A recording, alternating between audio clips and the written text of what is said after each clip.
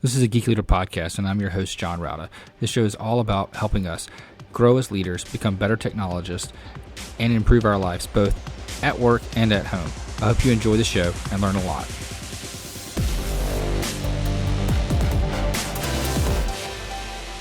Welcome to a Geek Leader podcast. I'm your host, John Rauda.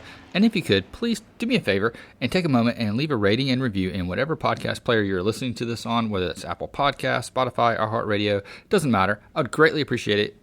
And that feedback really helps get other listeners to the show. Also, if you're not subscribed, go ahead and subscribe so you don't miss an episode. And if you feel so inclined, you can go to geekleader.com/tip and donate to the show. Thanks so much. All right, Geek Leaders, today I'm honored to have Rand Selig on the show. He is an MBA from Stanford, and he's the author of a book called Thriving, How to Create a Healthier, Happier, and More Prosperous Life. So we're going to talk about architecting a life for us. We're going to talk about leadership and management as well. Anyway, with all that being said, Rand, welcome to the show.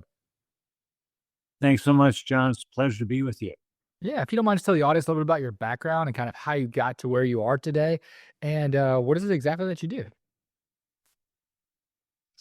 Well, I have spent my career until I became a published author as an investment banker. After finishing my MBA, I went to what I call the caverns of Wall Street. It literally was one William Street on Wall Street.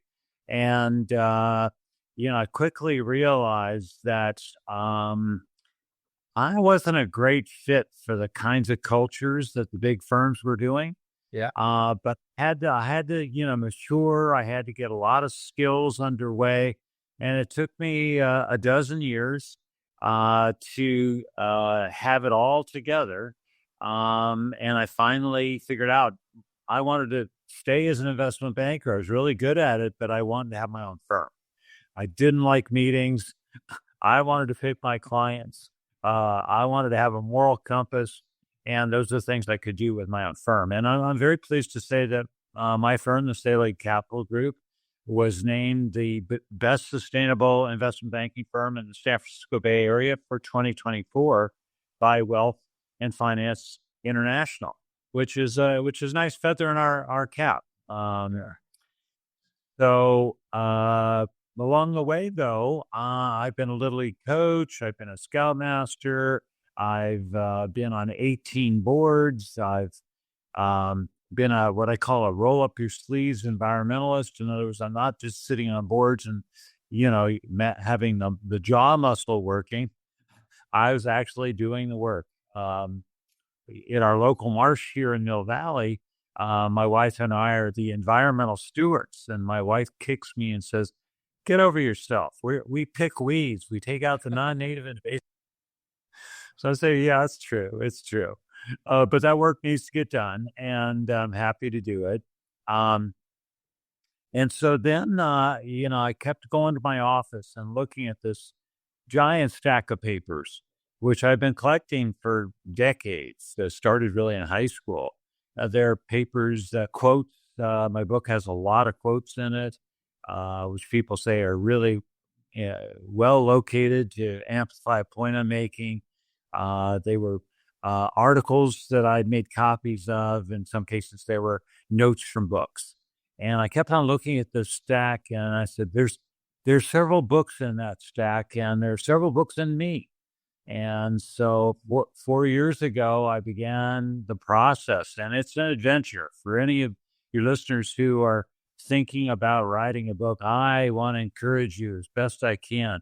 But you have to have grit. You have to have to know why you're writing the book. That'll sustain you and give you energy as you go about the long and somewhat arduous process. But so I wrote the book. I very, very wisely asked 3 good friends who are also authors to take a look at the book.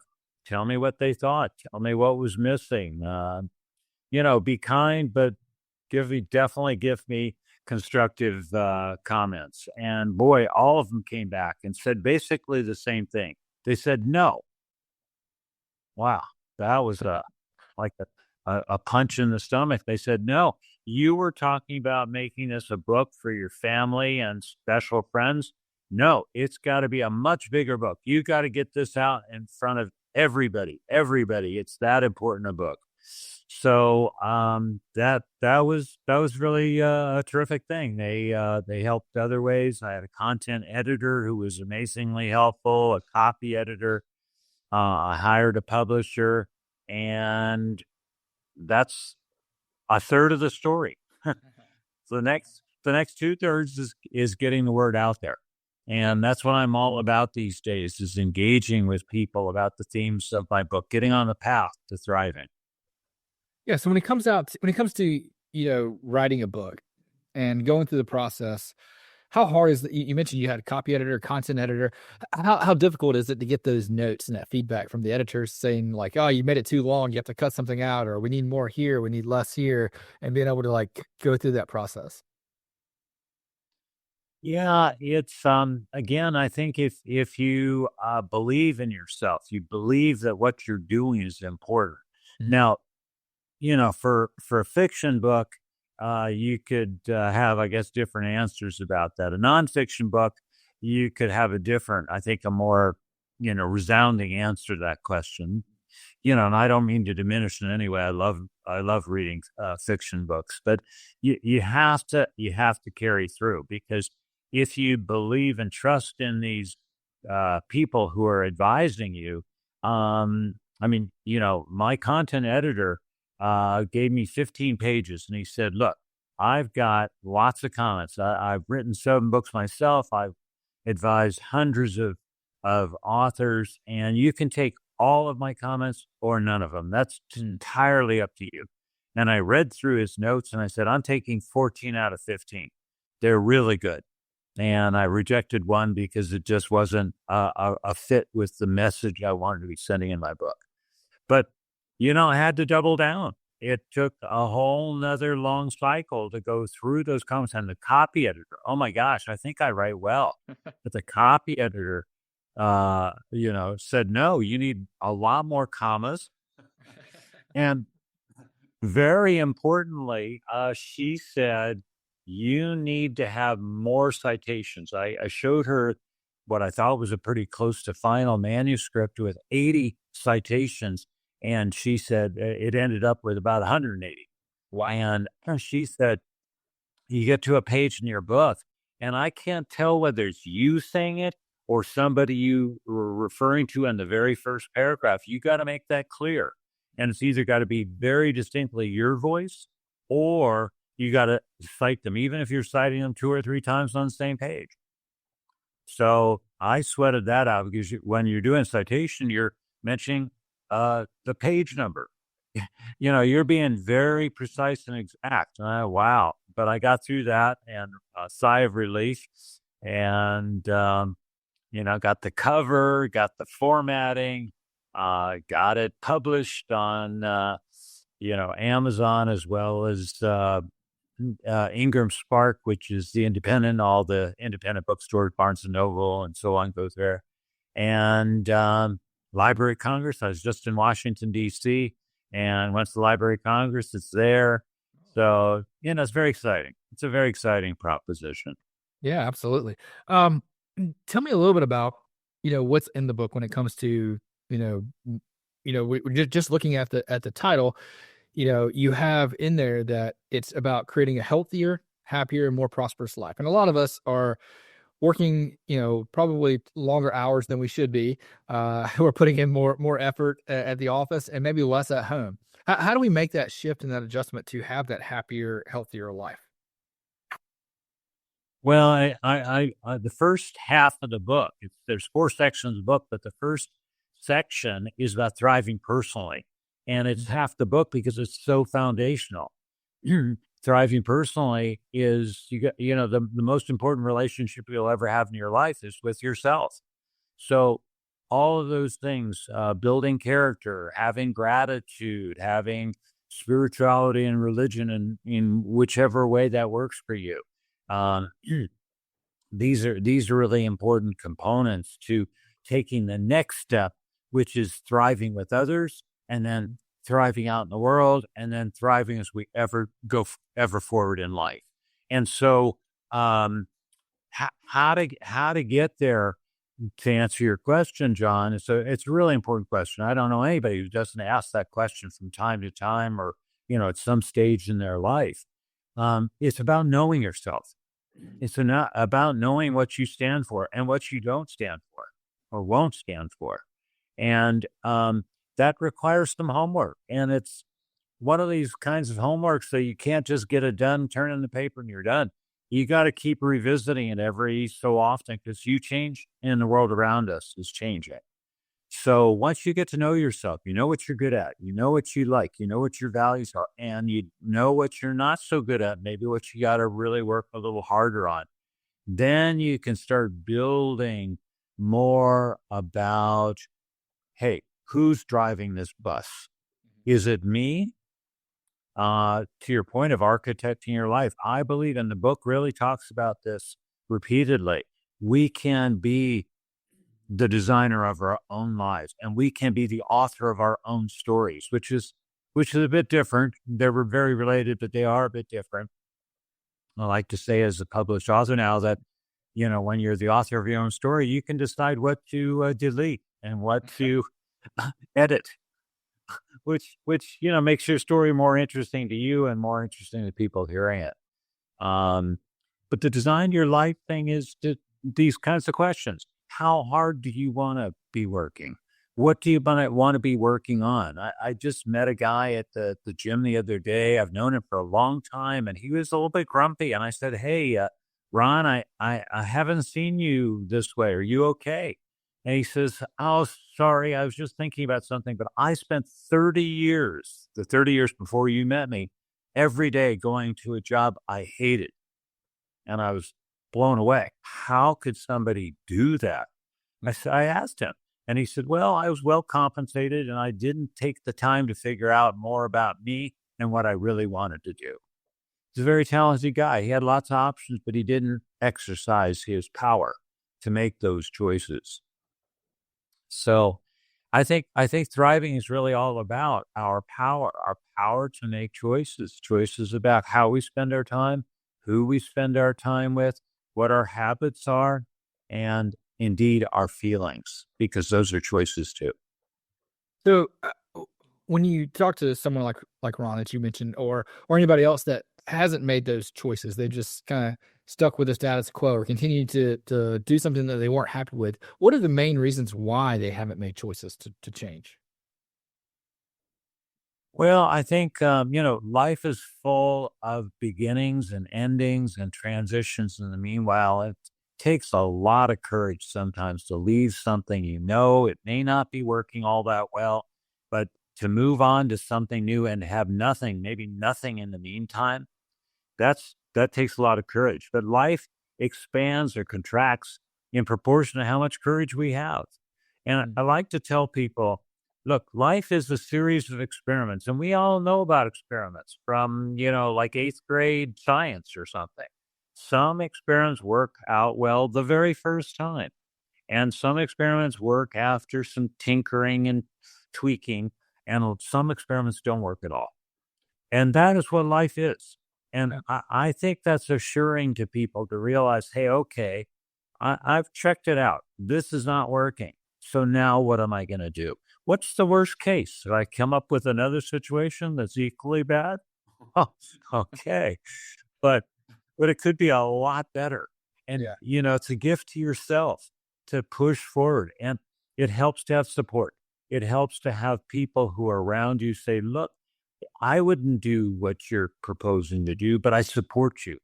I think you're a good guy. I think you're going to do well. Just keep focusing. Remember what you're strong at, and keep working on the stuff that you need to improve on. You know what those are, and I'm here for you. I'm here for you. Hmm.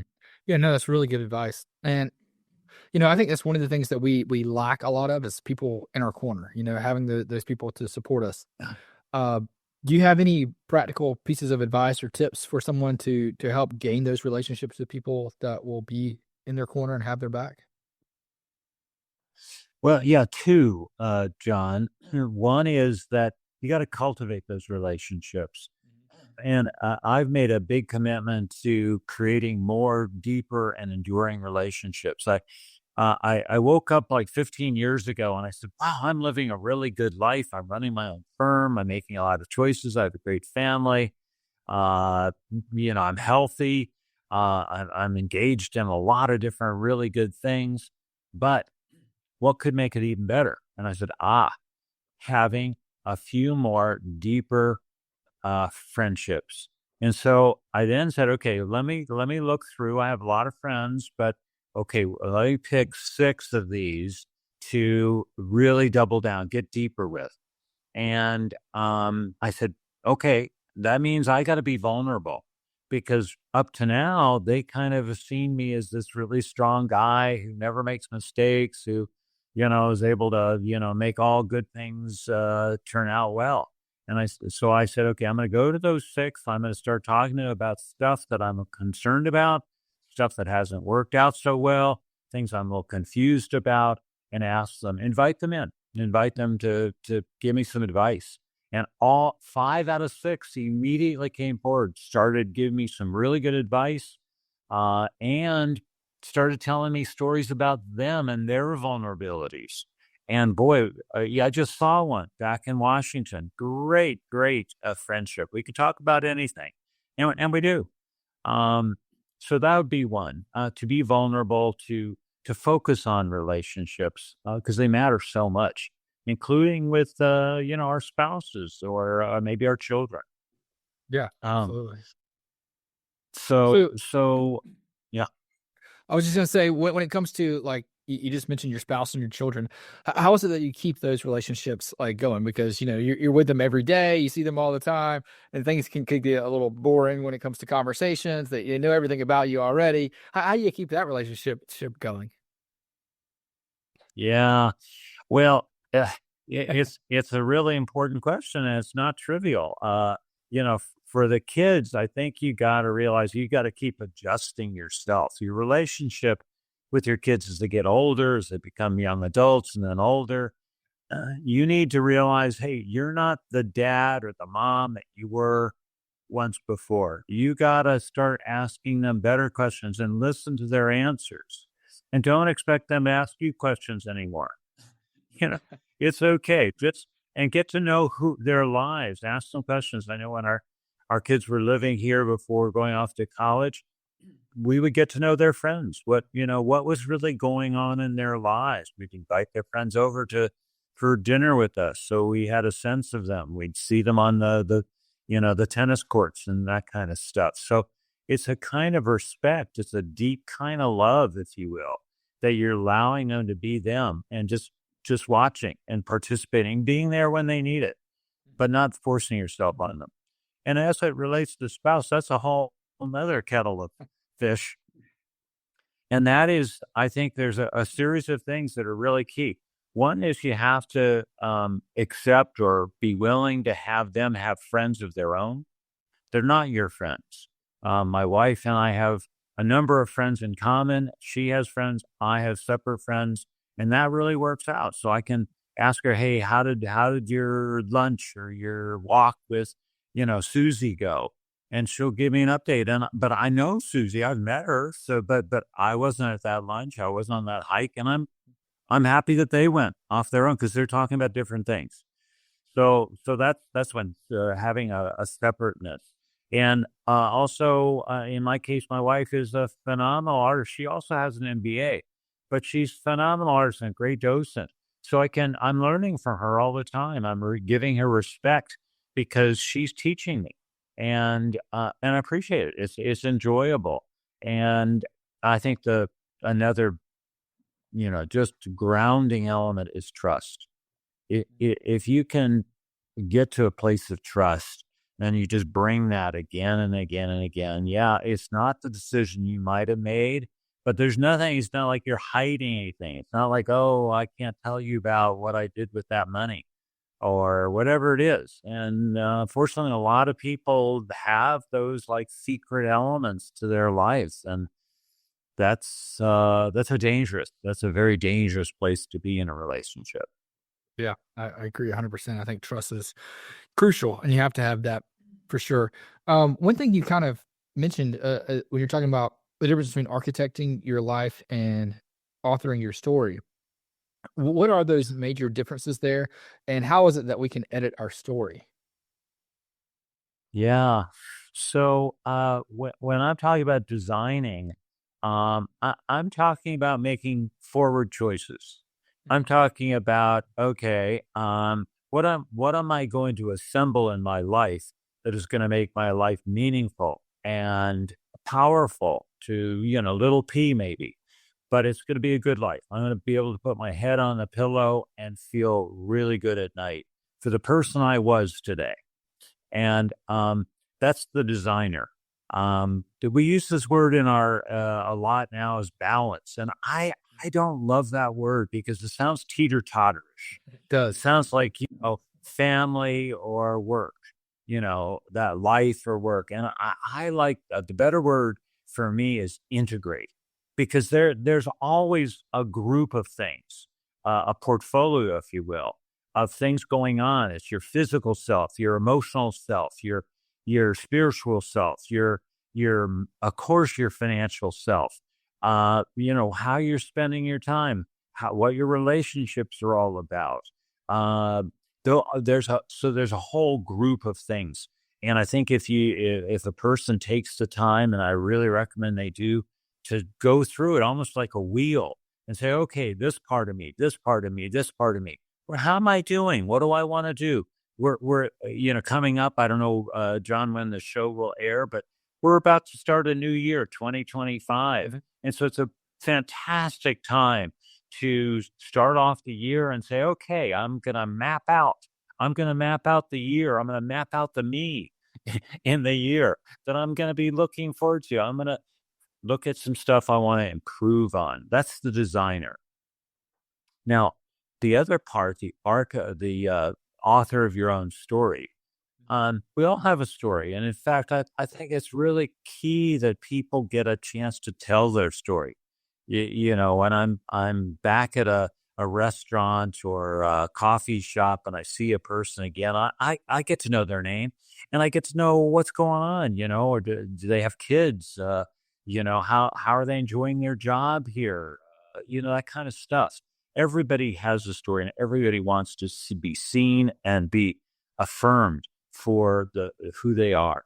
So I like to do that. I think it's an important, gift I can give to people on a meeting with. So everybody has their own story, but some of the stories we know have some bumps and, problems. And the question is, what are you going to make of that? Are you going to keep repeating that story? Are you going to embellish it? Or are you going to kind of, say, okay, I've learned from that. It's not like I'm ignoring some of those issues, but I want to tell the story about me that's a really powerful story. It's a story I'm happy with. And frankly, it's a story people are going to be more interested and more attracted to if you tell that story.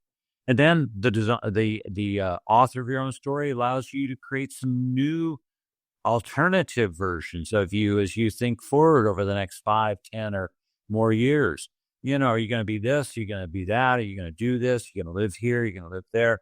And you can just sort of play it out, almost like making a movie, and say, that's interesting. I'm going to take a little bit of this and a little bit of that. And hey, let me work on that. That's going to be fun. I'm going to be this author, and I'm going to, now also be the designer. And that's how they overlap.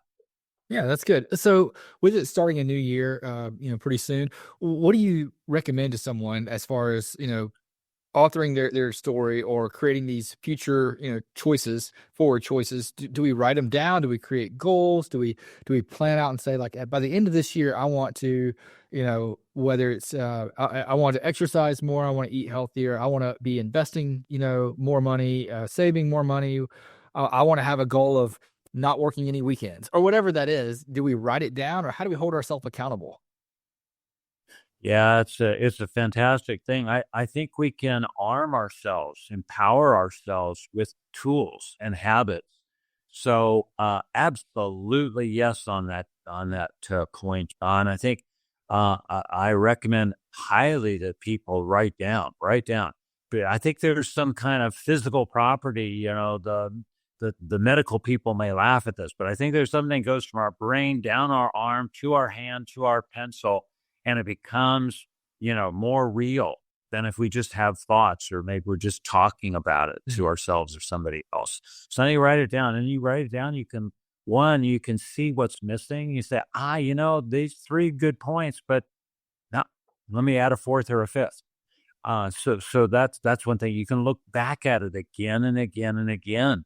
Not to beat yourself up, but just to again say, hey, these are good ideas. And now I'm a third of the way or half the way through the year, and I haven't done much with that. Let me get on with that, because I like the idea. I like to do that. And I've got to carve out some time, which means I'm going to do less of something else and more of that. So it's a really great tool. I actually am very big on this. I write the annual plan. I write a monthly plan that comes from that, because certain months of the year are going to be dedicated more to like taxes or something like that. I park where my vacations are, so they're not all jumbled up in one place. Some vacations I got to do a lot more planning, make some reservations. So I got to be way ahead of the curve, and I don't want to get into the place where the place I want to go is booked up or a lot more expensive. The closer you get to, getting going on the trip, the more expensive it tends to be. So I like to be ahead of that, and that planning helps. So monthly, I do weekly, and I do daily. Now, I am a list maker, but I'll tell you, I miss nothing. I look at my list, and I know what the most important things are on the list. I get those done for sure. The ones that are, less important to do today, I can roll those over into tomorrow. But nothing gets dropped off. Nothing, I forgot to call, get on the podcast with John today. It doesn't happen. So it's a really powerful tool in that way. And in a similar way, but different, I do journaling to sort out how I feel.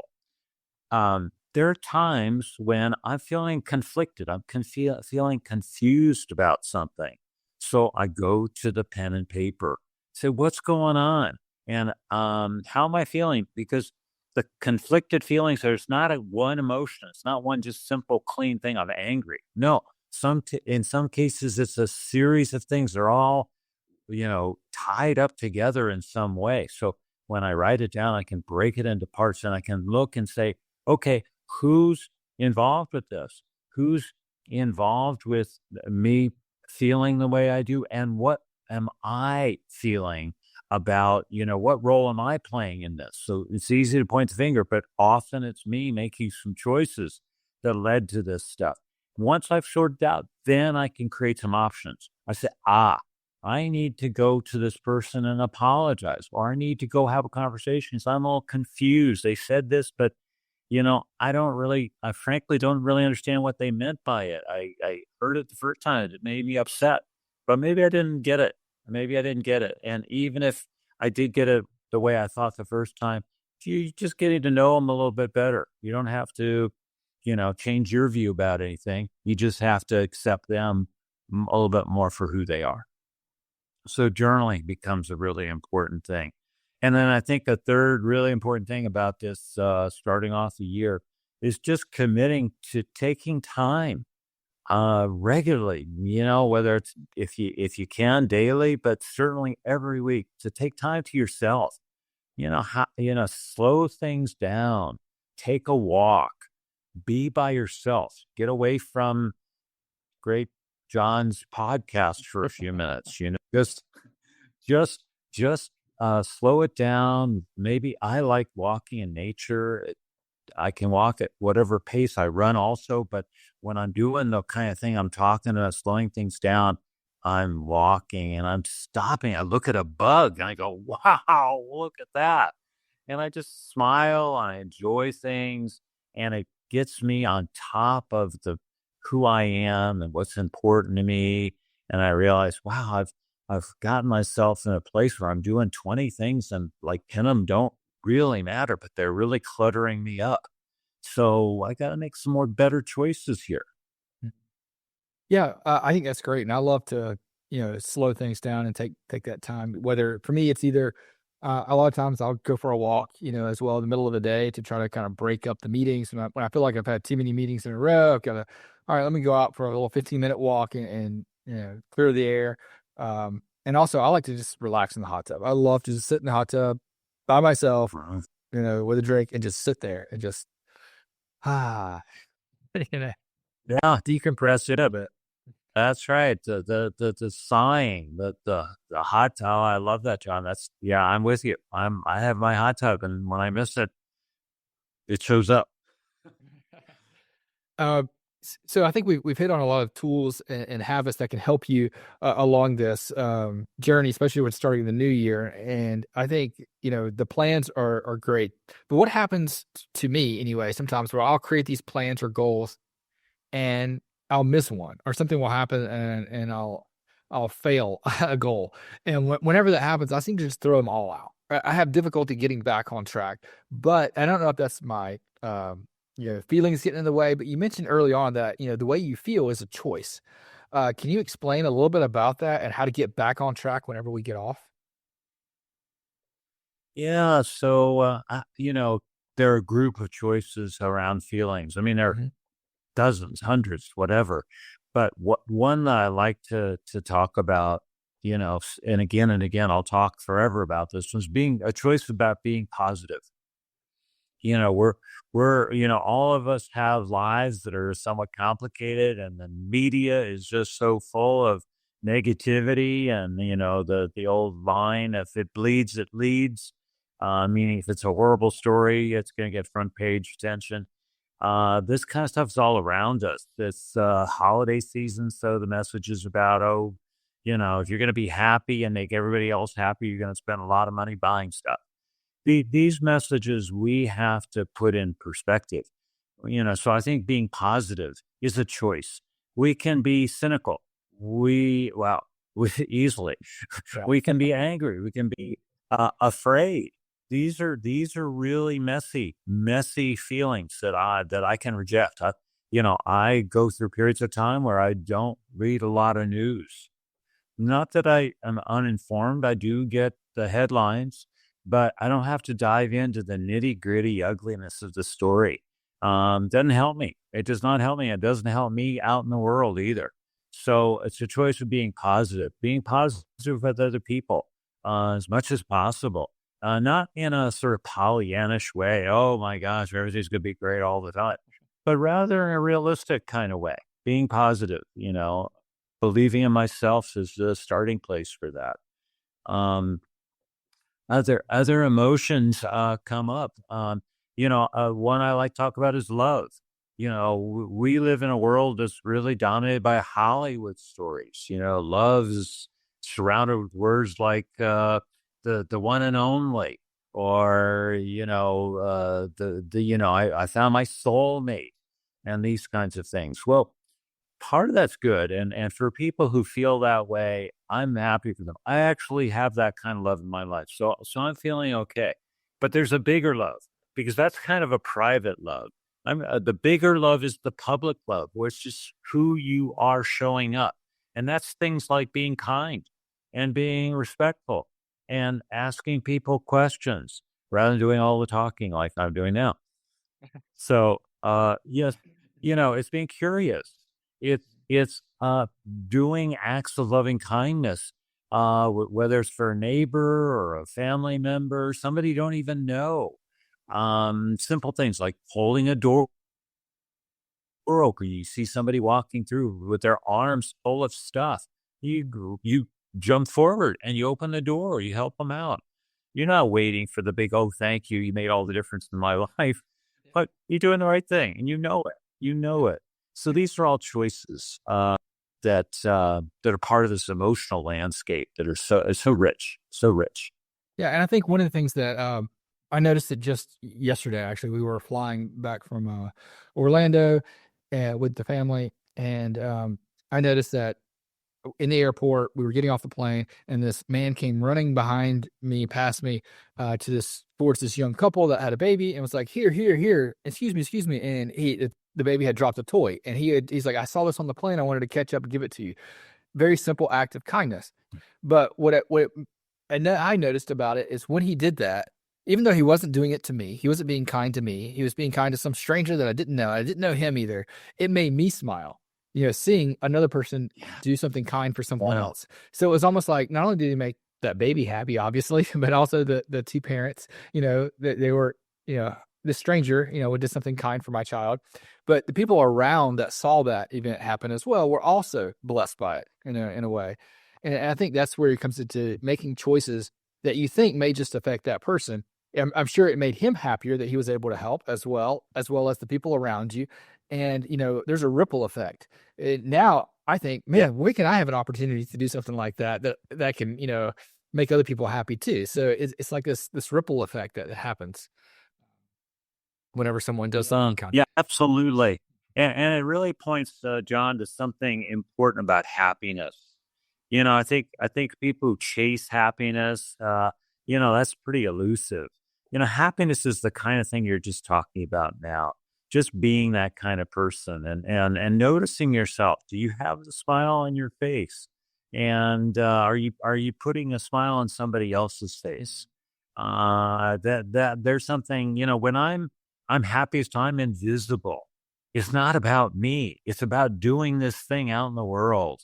And I think so there's a pause for a minute, or maybe the thing's over, and I go, "Hey, I like that. That was pretty cool. I want to do more of that." Yeah, absolutely. I think those are the little moments that, I think mean a lot and carry a lot past their initial impact.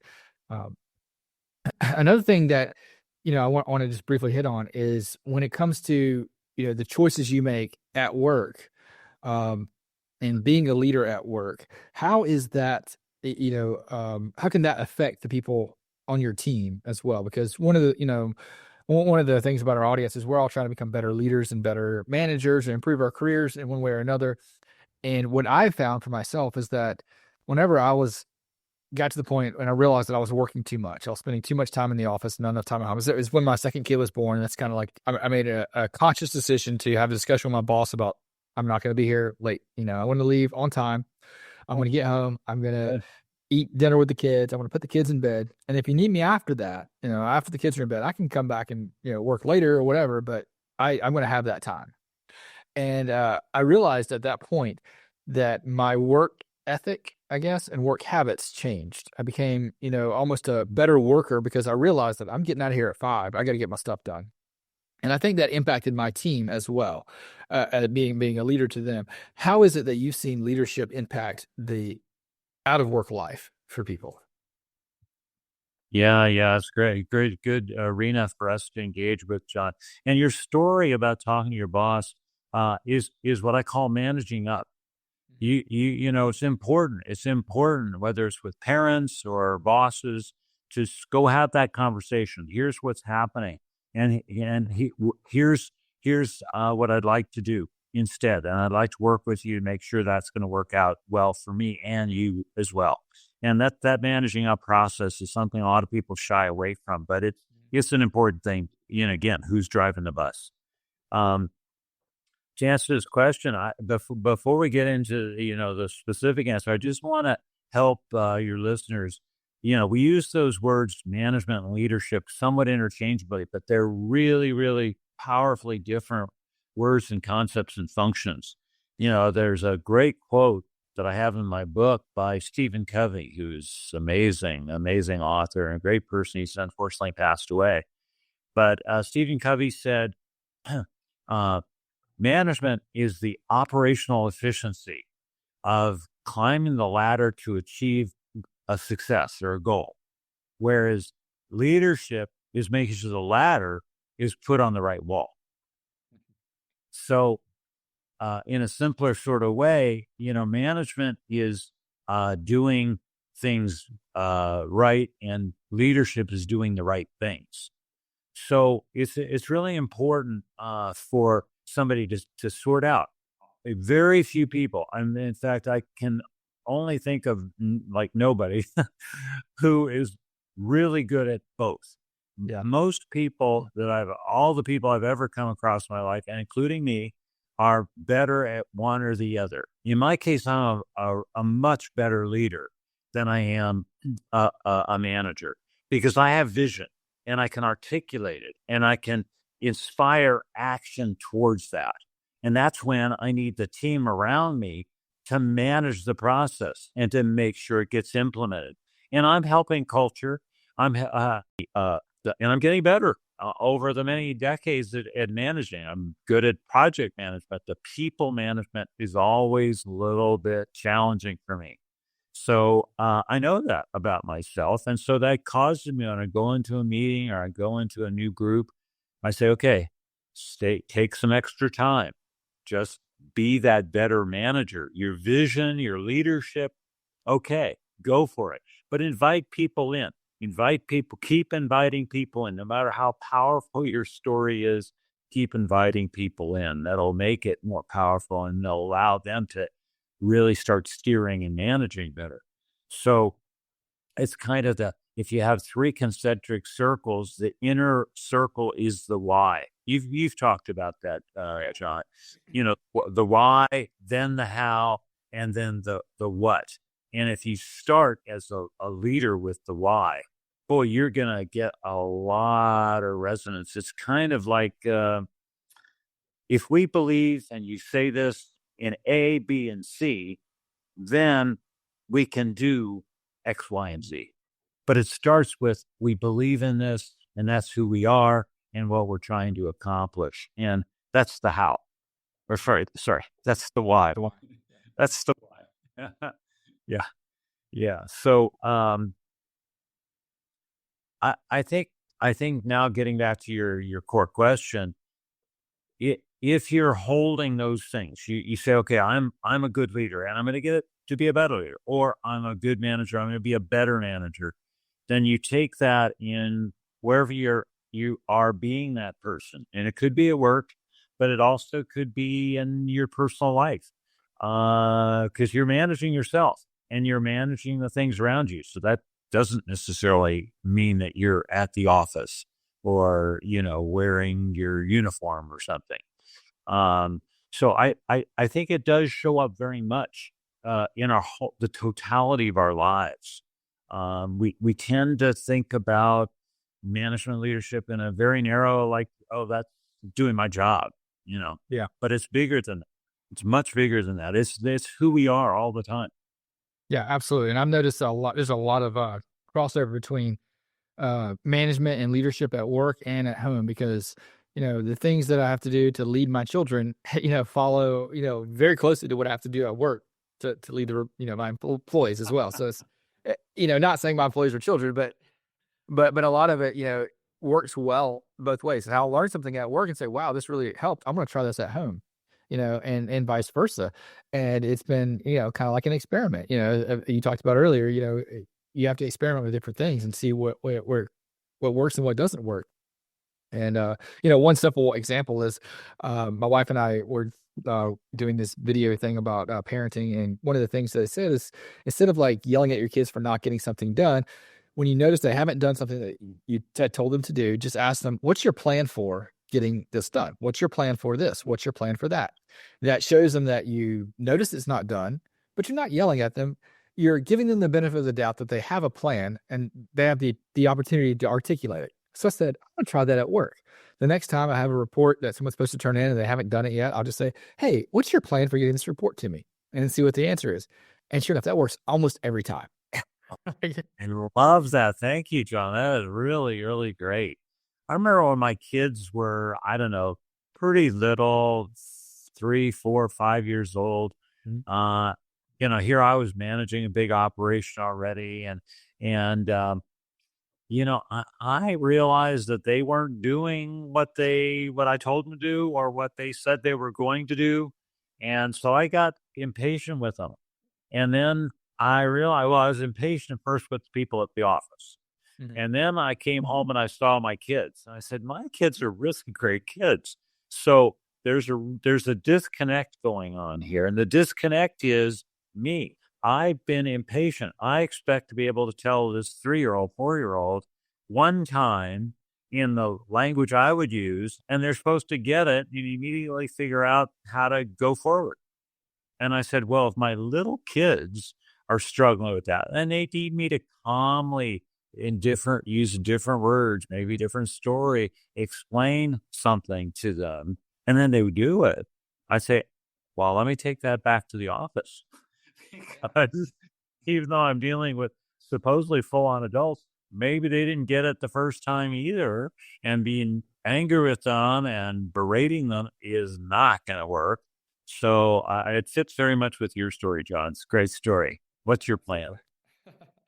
Rand, it's been a great conversation. How can people connect with you online if they have more questions or want to learn more about the things that you're working on and pick up a copy of your book? Well, yes, thanks, John. My book, Thriving with the exclamation mark, How to Create a Healthier, Happier, and More Prosperous Life, is available everywhere. It's available at Amazon. It's available at independent bookstores as well. And you can go to also my book website, which is, of course, www.randselig.com, RANDS. It's in Sam, ELIG.com. And you can order it there. You can also read more about me, more about the book, some fabulous testimonials. Oh, my gosh. I'm just delighted with those. You can contact me, and you can also download 40 of my favorite quotes. So it's a good website. I like it. You can also find me at LinkedIn. There's a lot of information about me and the book at LinkedIn. And that's, of course, linkedin.com/in/Rand Selig. Awesome. So I'll link those in the show notes too at geekleader.com so people can go there and click through and find you that way as well. Again, Rand, thanks so much for coming on the show. I really appreciate it. Well, it's been my pleasure, John. And, there's more things we can talk about. So maybe another time. Yeah, absolutely. Hope you enjoyed the show. Please go to geekleader.com to learn more about what this guest is up to. Click on their links and connect with them online. I would also greatly appreciate it if you could leave me a rating and review in Apple Podcasts or wherever you listen to the show. Make sure you've subscribed if you haven't already. And if you feel so inclined, you can leave me a tip by going to geekleader.com/tip.